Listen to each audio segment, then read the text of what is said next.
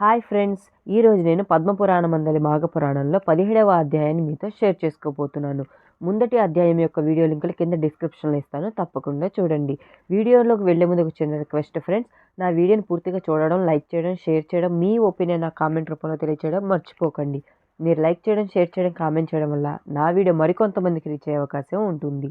ఈ అధ్యాయంలో వశిష్ఠుల వారు దిలీప మహారాజునికి మాఘమాస మహిమను వివరించే మరి ఒక కథని చెప్తున్నారు. పూర్వము గృత్న మధుడను మహర్షి గంగా తీరమున నివసించుచు మాఘమాస స్నానాన్ని పూజాధికము చేయుచు తన శిష్యులకు మాఘమాస మహిమను శ్రీ మహావిష్ణు మహాత్యాన్ని వివరించుచుండెను.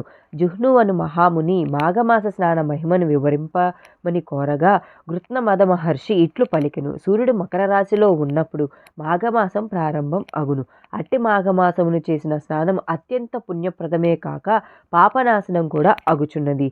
మాఘమాసమున ప్రాతకాలమున నదీ స్నానము చేసిన వారు ఇంద్రుడు మహాపాతక విముక్తుడైనట్లుగా పాపాల నుండి విముక్తుల్ని పొందుతారు. ఆ విషయాన్ని వినుడు. పూర్వము తుంగభద్రా నదీ తీరమున అన్ని వేదములను చదివిన మిత్రవిందుడు అను ఓ ముని ఒకడు కలడు.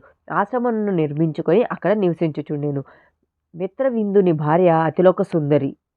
ఆమె ఒకనాడు తుంగభద్రా నదిలో స్నానం చేసి పొడి బట్టలు కట్టుకుని కేశములను ఆరబెట్టుకొనుచుండగా రాక్షస సంహారమునకై దేవతలతో కలిసి ఆకాశ మార్గమున పోవుచున్న ఇంద్రుడు ఆమెను చూచి మోహపరవశుడయ్యెను.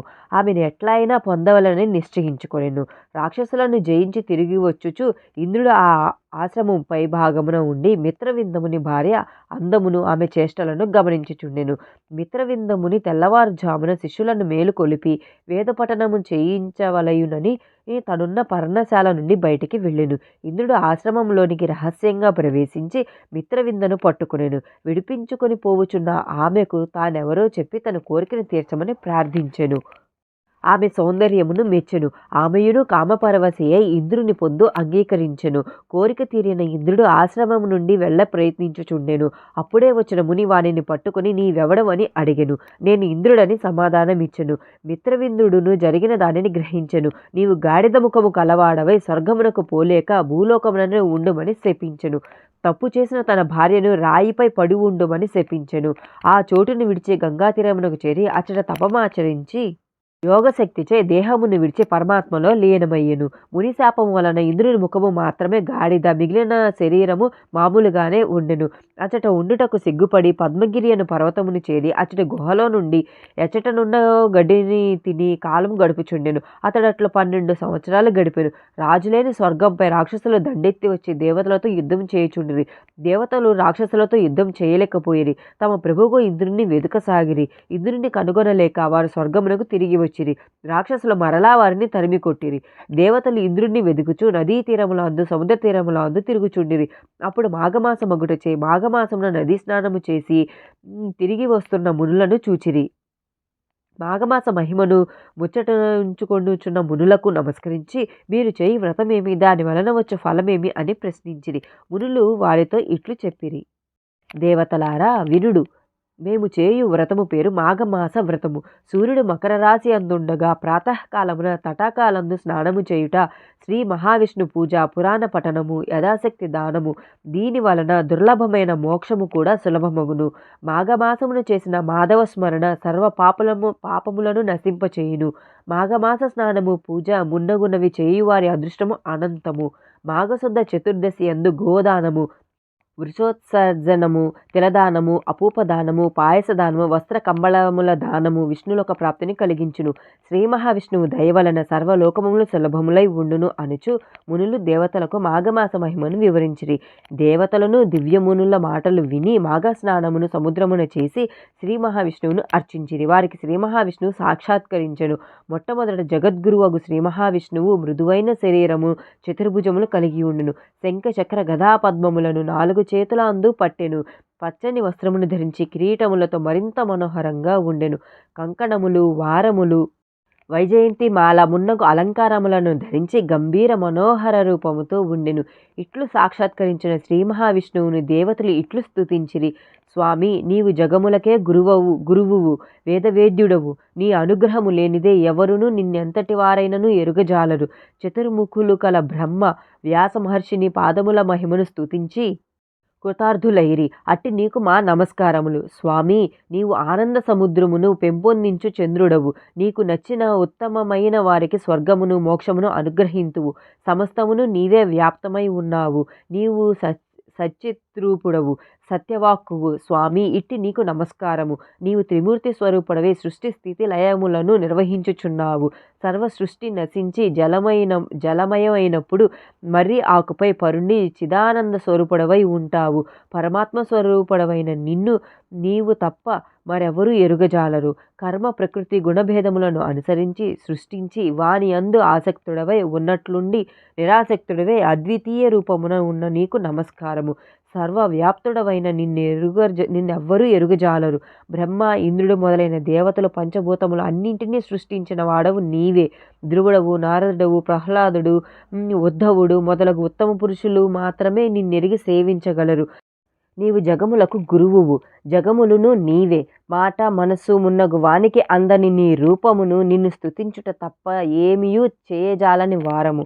నాయకుడకు ఇంద్రుణ్ణి కోల్పోయి రాక్షసులచే అవమానించబడిన మమ్మల్ని రక్షింపుము అని దేవతలు పలు రీతుల విష్ణుమూర్తిని స్తుతించిరి. దేవతలందు జాలిపడిన శ్రీమన్నారాయణుడు వారికి ప్రసన్నుడై ఇట్లను: దేవతలారా, ఇంద్రుడు మునిశాపముచే దివ్య శక్తులను కోల్పోయి గాడిద మొహము కలవాడే పద్మగిరి గుహల్లో సిగ్గుబడి దాక్కొని ఉన్నాడు.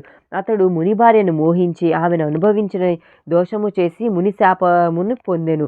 పద్మగిరి దోకర్ణ సమీపమున ఉండెను. పరమ పవిత్రమైన మాఘమాసమున అరుణోదయ పుణ్యకాలమున గార్ధప ముఖుడైన ఇంద్రునిచే నదీ స్నానము చేయింపుడు.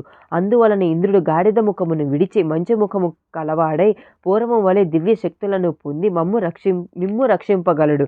కావున మీరు వానిచే మాఘమాస అరుణోదయ పూర్వకాలమున నదీ స్నానం చేయించుడు అని చెప్పెను. దేవతలు శ్రీ మహావిష్ణువు మాటలను విని విస్మితులైరి. స్వామి, మునిశాప పీడితుడైన ఇంద్రుడు కేవలం మాఘమాస స్నానంచే స్వచ్ఛుడగునా? విచిత్రముగా ఉన్నదని పలికిరి. అప్పుడు శ్రీమన్నారాయణుడు: దేవతలారా, మాఘమాస స్నాన మహిమను మీరెరుగపోవుటయే ఇట్లాంటిది. నేను చెప్పినట్లు చేసినచో ఇంద్రుడు యథాస్వరూపముగా పూర్వరూపమును పొందుటలో ఆశ్చర్యము సందేహము అక్కరలేదు. పూర్వము విశ్వామిత్ర మహర్షి ఇంద్రుని వలె పాపము చేసి కపిముఖుడై మాఘస్నానము చేసి పూర్వస్థితిని పొందెనని చెప్పెను. ఆ మాటలకు దేవతలు మరింత ఆశ్చర్యపడిరి. ఆ వృత్తాంతము చెప్పమని శ్రీమన్నారాయణుణ్ణి కోరిరి. అప్పుడు శ్రీ మహావిష్ణువు ఇట్లు చెప్పెను: వినుడు. పూర్వము విశ్వామిత్ర మహర్షి భూప్రదక్షిణము చేయుచు గంగా తీరమునకు వచ్చెను. మాఘమాస కాలమొగటిచే గంధర్వులు తమ భార్యలతో కలిసి గంగా స్నానము చేయవచ్చిరి. అట్లు వచ్చిన దంపతులలో ఒక గంధర్వుడు మాఘమాసమున నదీ స్నానము చేయుచు భార్యను కూడా నదీ స్నానము చేయుటకు రమ్మని పిలిచెను. భర్తతో భూలోకమునకు వచ్చి గంగా తీరము చేరి ఆమె ఆ చలిలో చన్నీటికి స్నానము బాధాకరము, నేను స్నానము చేయజాలను, మీకు శక్తి ఇష్టము ఉన్నచో మీరు చేయుడు అని గంగా స్నానాన్ని నిరాకరించెను. గంధర్వుడు ఎంత చెప్పినను వాని భార్య భర్త మాట వినలేదు, స్నానము చేయలేదు. గంధర్వుడు మిగిలిన వారితో కలిసి స్నానం చేసెను. గంధర్వుడు భార్య మాఘస్నానమును దూషించి నిరాకరించుటచే ఆమె దివ్యశక్తులను కోల్పోయెను. స్నానము చేసి తిరిగి వచ్చి తన లోకమును తిరిగి వెళ్ళు సందడిలో గంధర్వుని భార్యను మిగిలిన వారు గమనించలేదు. దివ్యశక్తులతో గంధర్వులు తమ లోకానికి వెళ్ళిరి. గంధర్వుని భార్య గంగా తీరమున దివ్యశక్తులను కోల్పోయి అసహాయురాలై తిరుగుచుండెను. ఆమె అడవిలో తిరుగుతూ విశ్వామిత్రుడు ఉన్న చోటుకి వెళ్ళి వయ్యారంగా క్రీగంట చూసెను. ఆమె అందానికి యవ్వనానికి విశ్వామిత్రుడు తన్మయుడై ఆమెను ప్రేమించుటచే ఇద్దరు క్రామక్రీడల్లో తేలియాడుచుండగా మరలా ఆ గంధర్వుడు తన భార్యను వెదుగుతూ వచ్చి చూడగా విశ్వామిత్రుడు గంధర్వ స్త్రీ క్రీడించుచుండిరి. ఆ దృశ్యమును చూచి మండిపడుచు, తపస్సువై ఉండి కూడా ఇలా కామతృష్ణ కలవాడవైనందున నీకు కోతి ముఖము కలుగునుగాక అని విశ్వామిత్రుణ్ణి పాషాణమై పడి ఉండమని భార్యని శపించి వెళ్ళిపోయాడు.